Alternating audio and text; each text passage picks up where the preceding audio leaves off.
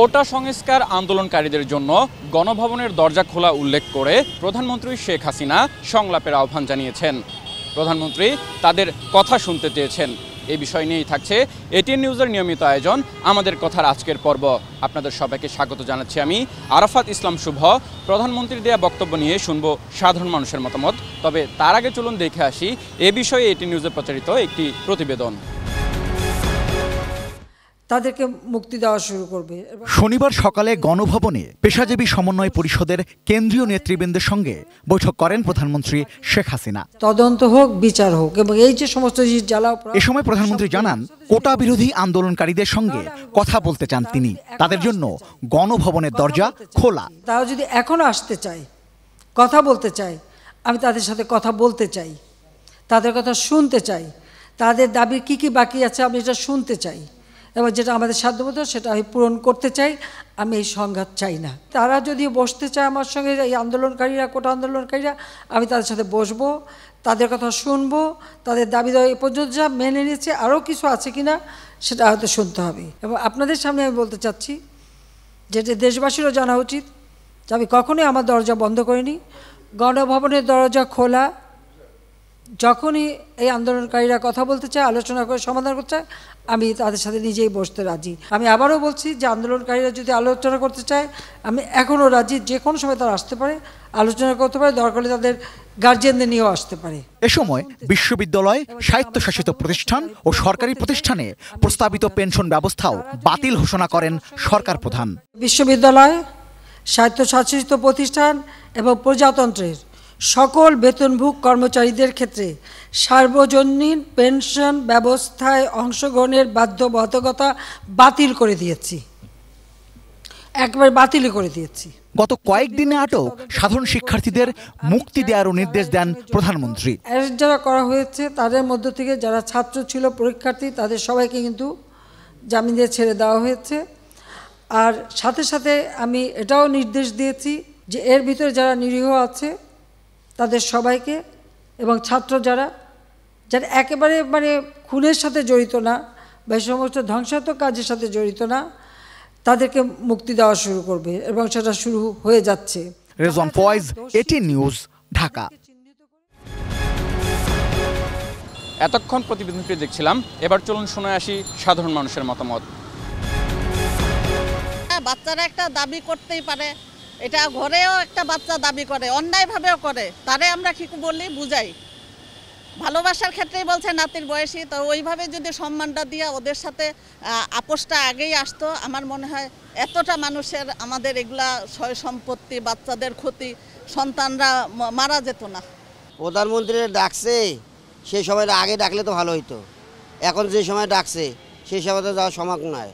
এই যে আমরা গাড়ি চালাই, যে কোনো মুহূর্তে পুলিশ ধইরা, আমাদের গাড়িটার দাম 7 লাখ টাকার গাড়ি 30 লক্ষ টাকা দাম হয়েছে। আমার লাইসেন্স 1 নাম্বার গাড়ি, কাগজপাতি আছে, পুলিশ ধরলে আমাদেরকে টাকা দিতে হয়। ঢাকার বাইরের গাড়ি চলে, ওদের ধরে না, আমাদের ধরে। তো যে কোনো মানুষ এটা ন্যায় কথা বললে তাকে পুলিশে গ্রেপ্তার করে নেয়, তারে কারাবন্দি করতেছে। আমাদের মহল্লা থেকে অনেকগুলো রিক্সা ড্রাইভার, সিএনজি ড্রাইভার এই আন্দোলনের পরে নিয়ে জেলখানায় আটকে দিচ্ছে।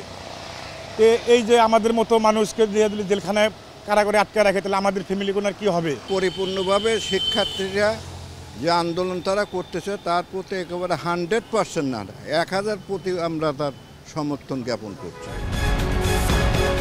এটিএন নিউজের নিয়মিত আয়োজন আমাদের কথায় আমি আজকে ময়মনসিংহ থেকে স্বাগত জানাচ্ছি আসাদুজ্জামান সুমন।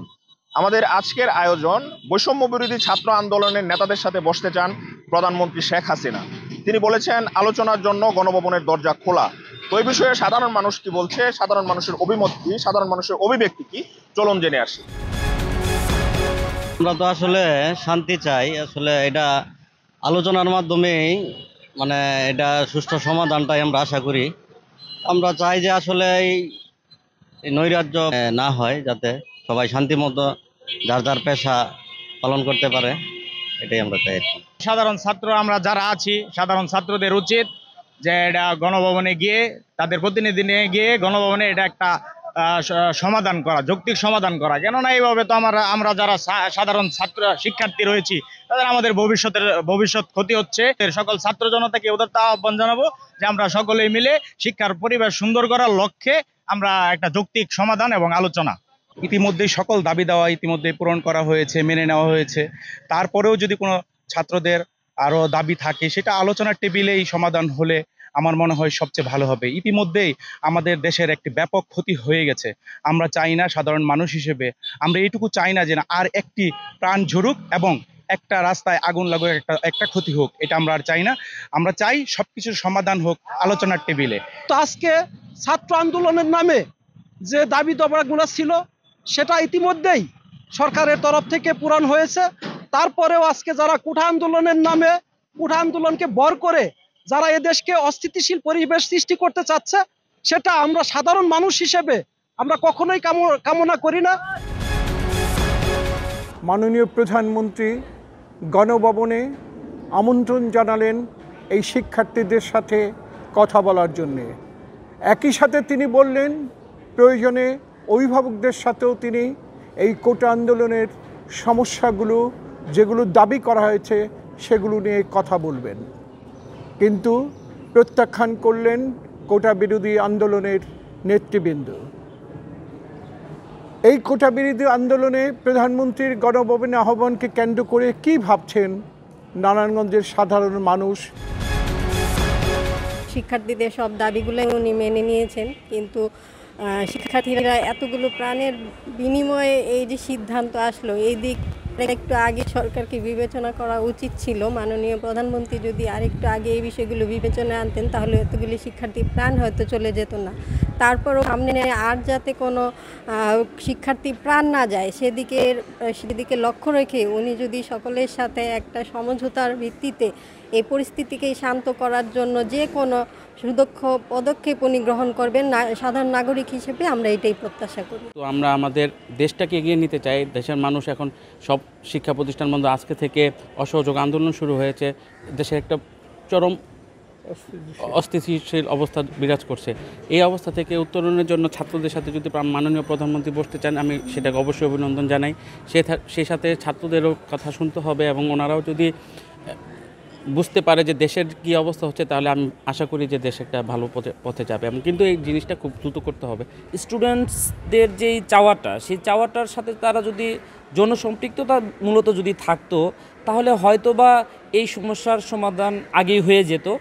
এখন যে রাষ্ট্রে মানে একটা অস্থিতিশীল পরিস্থিতি সৃষ্টি হয়েছে, সেটা হয়তো সৃষ্টি হতো না। প্রধানমন্ত্রীর উচিত যে ছাত্রদের ওই আন্দোলনের সাথে সামিল হয়ে সেখানে গিয়ে তাদের সাথে ওইখানেই বসে বিষয়টাকে ফয়সালা করা।